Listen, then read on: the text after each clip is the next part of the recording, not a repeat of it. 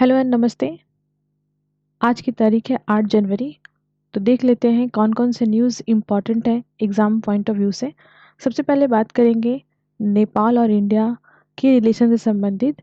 नेपाल और इंडिया के बीच में 7th इंडिया एंड नेपाल की जॉइंट कमीशन मीटिंग हुई है आपके नेपाल के काठमांडू में। अब यहाँ पे हम देखते हैं कि ये एक लीनियर लाइन करंट अफेयर है, जिसमें इम्पॉर्टेंट है कि जॉइंट मीटिंग जो कमिश्नर लेवल की हुई है, कमीशन लेवल की हुई के द्वारा हुई है, कमीशंस के द्वारा हुई है, ये कहाँ पे हुई थी। अगर छोटा सा क्वेश्चन आएगा बस इतना ही है। लेकिन अब हम लोग थोड़ा बैकग्राउंड में जाएंगे कि इंडिया और नेपाल का डिफरेंट सेक्टर में कैसे रिलेशंस है, क्योंकि वहाँ से क्वेश्चंस आएंगे जब भी न्यूज़ में कोई कंट्री होती है। तो इंटरनल क्वेश्चन बहुत बनते हैं। तो हम लोग थोड़ा डिटेल से डिस्कस करेंगे कि ये जो एग्रीमेंट है ये इंडिया के बीच में, इंडिया एंड नेपाल के बीच में काफ़ी दिनों से ये चल रहा है। अलग अलग लेवल पे हमारे कॉपरेशंस हैं। तो जो मोस्ट इम्पॉर्टेंट कॉपरेशन इंडिया के तरफ से नेपाल के लिए जो बहुत न्यूज़ में है वो है रिन्यूएबल एनर्जी डेवलपमेंट करने में। तो इंडिया बहुत कोऑपरेट कर रहा है नेपाल को एनर्जी डेवलप करने में, रीन्यूएबल एनर्जी डेवलप करने में।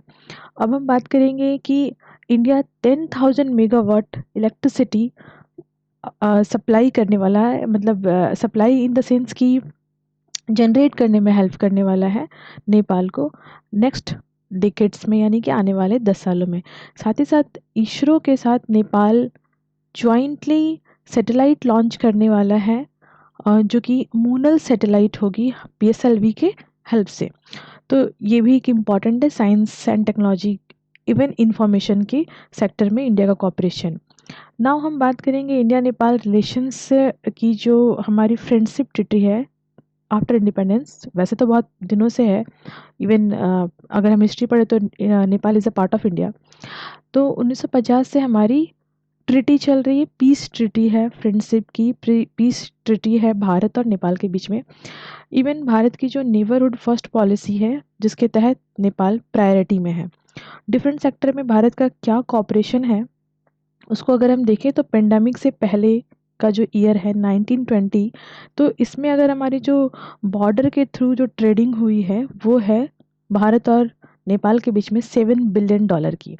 डिफेंस सेक्टर में आपको पता है गोरखा रेजिमेंट भारत की आर्मी में जॉइंटली कोऑपरेट करते हैं। हालांकि ये जो रेजिमेंट है Gorkha regiment after Anglo Nepal war है ना, जो कि 1814-16 के टाइम पे हुआ था। तो उसके बाद से अंग्रेज के द्वारा ही ये ट्रीटी साइन की गई थी, जिसमें 3 रेजिमेंट गोरखा के भारत के साथ कोऑपरेट करते थे। इवन वो आज भी कोऑपरेट कर रहे हैं। और नेपाल की आर्मी के साथ भारत की आर्मी का जो मिलिट्री एक्सरसाइज होता है that is a Surya Kiran. Energy sector में काफ़ी कोऑपरेशन है और इसके लिए हमने 71 में ही एग्रीमेंट साइन किया था, जिसको हम समय समय पे आगे बढ़ाते रहते हैं। और अगर हम बात करें हाइड्रो पावर सेक्टर में, तो महाकाली ट्रीटी जिसके तहत 6,480 मेगावाट इलेक्ट्रिसिटी जनरेट करने में भारत हेल्प करेगा नेपाल को। और अपर कर्णाली प्रोजेक्ट भी है जो कि सिर्फ 900 मेगावाट का है। कुछ विवाद भी हैं, उसको भी हमें जब ऐसा कुछ टॉपिक आएगा तो उसको भी हम लोग डिटेल से डिस्कस करेंगे। और अगर हम बात करें बॉर्डर के through cross border petroleum products pipeline जो बिछाई जा रही है भारत में, बिहार के मोतिहारी से और नेपाल के अमलेखगंज तक। और हम बात करें जो इंडियन ऑयल है, इनके द्वारा भी बहुत सारे कंस्ट्रक्शन वर्क में फंडिंग की जाती है।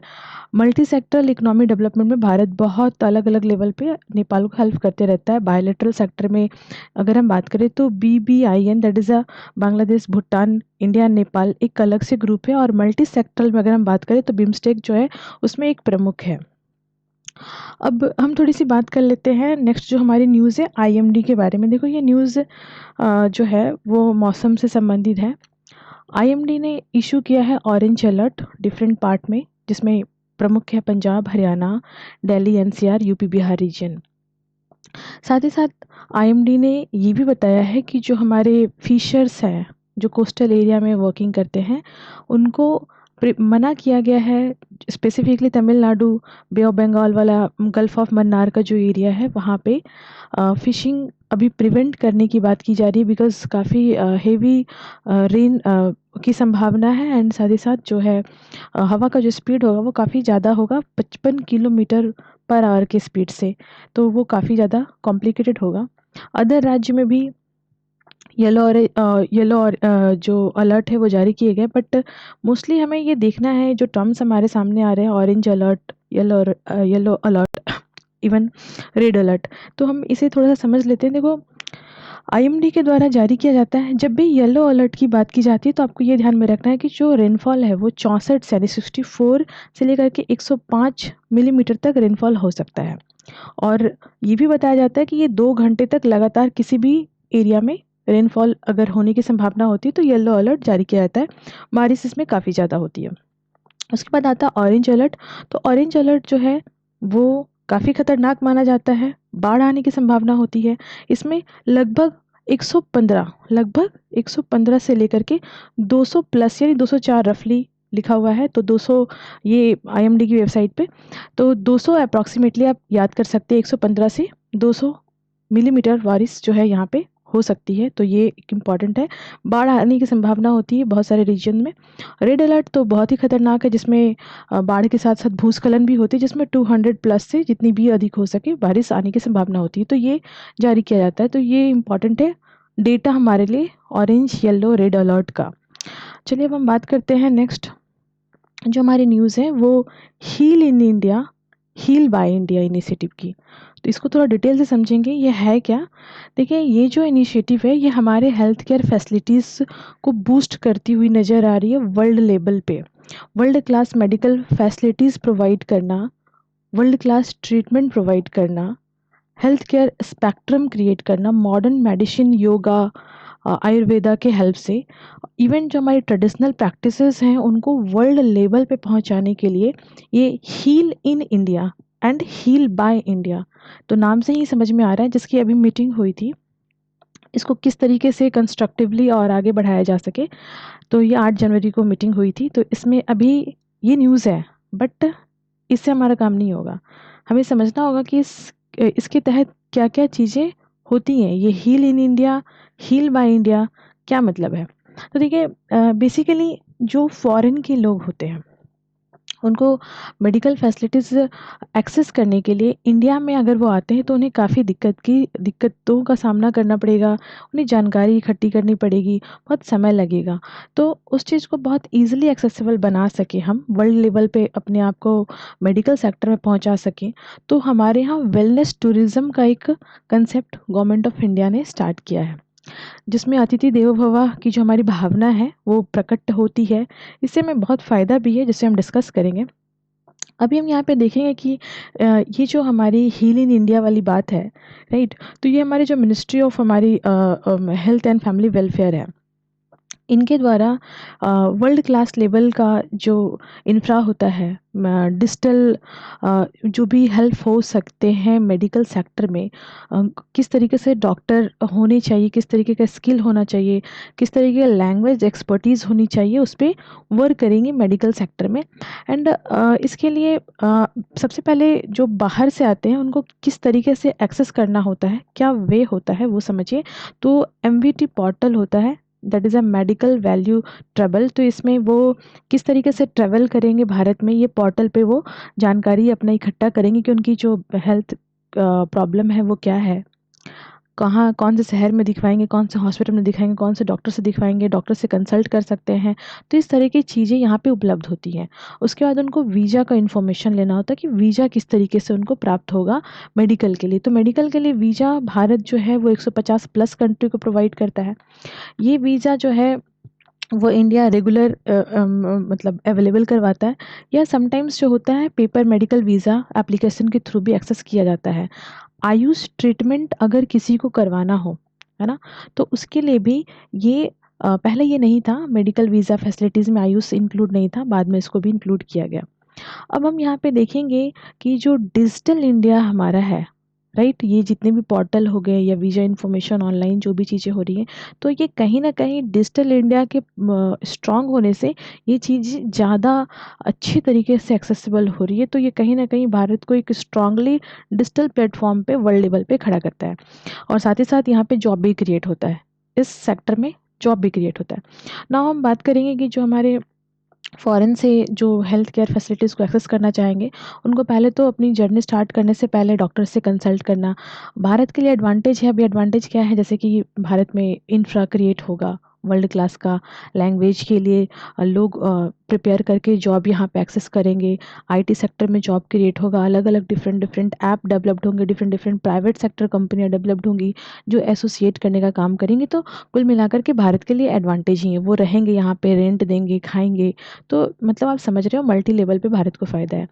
दूसरा है कि अदर ऑप्शंस भी वो सर्च करेंगे, जो हमारा हमने आपको पोर्टल बताया था एमवीटी पोर्टल, उसके थ्रू वो अदर ऑप्शंस भी सर्च करेंगे, कनेक्ट करेंगे फैसिलिटेटर से, कौन सी मतलब हॉस्पिटल उनको फैसिलिटी प्रोवाइड कर रही है, अपनी मेडिकल हिस्ट्री शेयर करेंगे, अपॉइंटमेंट लेंगे, ठीक है।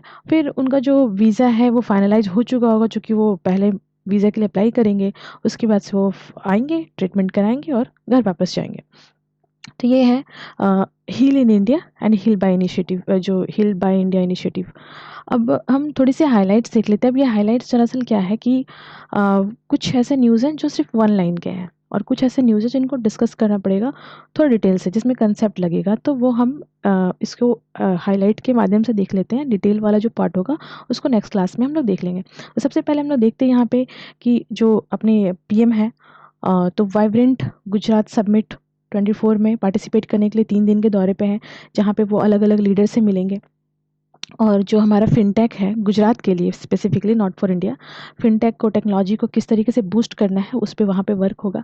अब हम बात करेंगे, जो हमारे मिनिस्टर हैं सोनोवाल जी, इन्होंने चेयर की है first inland water way development council की मीटिंग, जो कि कोलकाता में हुई थी। तो अब हमें यहाँ पे देखना है कि इनलैंड वाटर वे क्या है, इसको देख लेते हैं। तो सबसे पहले थोड़ा सा ये समझिए कि जो हमारी ये बॉडी है, inland water veg development council, तो ये काउंसिल पहले तो सेटअप की गई थी 1986 में, इनलैंड वाटर अथॉरिटी।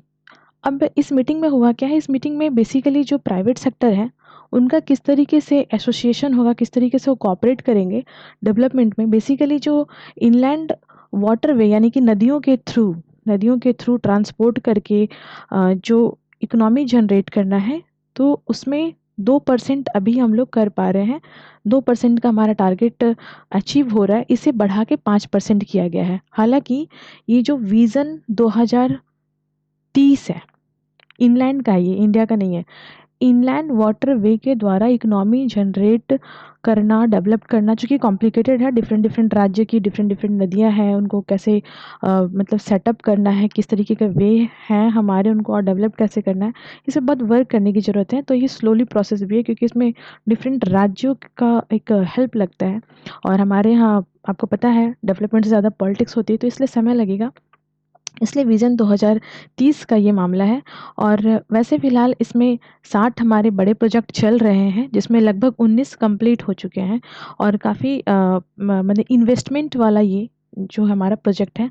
अब हम बात करते हैं एसबीआई की रिसर्च रिपोर्ट रिवील की गई है, जिसमें उन्होंने इंडिविजुअल का जो इनकम है, यानी प्रत्येक व्यक्ति का जो इनकम है वो डिक्लाइन हुआ है, और इनइक्वालिटी का जो कंडीशंस है हमारे देश में, वो पास्ट 8 साल में किस तरीके से बढ़ा है, घटा है, क्या डेटा है, इसको हम समझेंगे।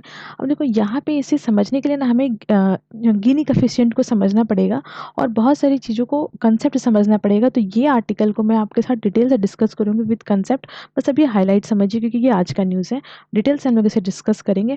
एंड दूसरा जो न्यूज़ है हमारा, वरुण तोमर और ईसा सिंह के द्वारा, जिन्होंने पेरिस ओलंपिक में जो है जीता है, गोल्ड जीता है, और गोल्ड मेडल जीता है। एशियन क्वालिफायर है ये, ठीक है, इंडोनेशिया जकार्ता में ये हुआ था। तो आज के लिए ये इतना ही इम्पॉर्टेंट जो न्यूज़ है वो मैंने डिस्कस किया है। कुछ बच गए हैं जिनको डिटेल से डिस्कस करना है, वो मैं आपके साथ नेक्स्ट क्लास में डिस्कस करूँगी। सो बाय बाय, थैंक यू।